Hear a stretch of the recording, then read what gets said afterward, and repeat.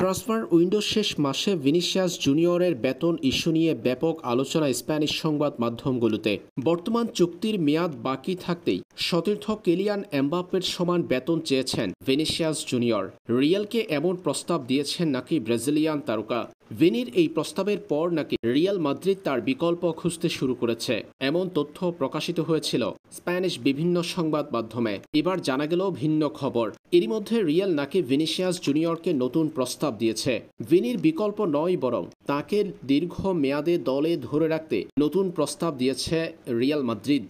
Real Madrid ও Brazilian তারকা Vinicius জুনিয়রের মধ্যে চুক্তি নবায়ন নিয়ে জটিলতা তৈরি হয়েছে অনেকদিন ধরে। স্প্যানিশ সাংবাদিক টনো গার্সিয়া এল লার্গুয়েরোতে দেয়া এক সাক্ষাৎকারে জানিয়েছে, ক্লাবের দেওয়া কোনো বেতন প্রস্তাবই এখন পর্যন্ত গ্রহণ করেননি ব্রাজিলিয়ান উইঙ্গার। 2027 সালের জুন পর্যন্ত বর্তমান চুক্তির মেয়াদ আছে ভিনির। রিয়াল মাদ্রিদ চান ভিনিসিয়াসকে দীর্ঘ মেয়াদে দলে রাখতে, তবে 24 বছর বয়সী এই ফরোয়ার্ড নিচের আর্থিক দাবিতে অনড়। গার্সিয়ার তথ্য অনুযায়ী ভিনিসিয়াস জুনিয়রের প্রতিনিধিরা এখনই নতুন চুক্তি নিয়ে কোনো আলোচনা করতে আগ্রহী নন। সেই সাংবাদিকের ভাষায়, তারা এখন এই বিষয়ে কিছুই শুনতে চান না।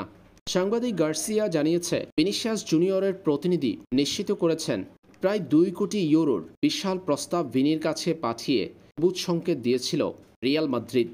তবে সেই প্রস্তাব প্রত্যাখ্যান করেছে ভিনিসিয়াস জুনিয়র। ভিনি চান মৌসুম প্রতি নেট বেতন 2,50,00,000 ইউরোর বেশি, যা হলে তিনি হবেন ক্লাবের সর্বোচ্চ বেতনভোগী খেলোয়াড়। এমন অবস্থায় বর্তমানে আলোচনা তাই স্থগিত আছে।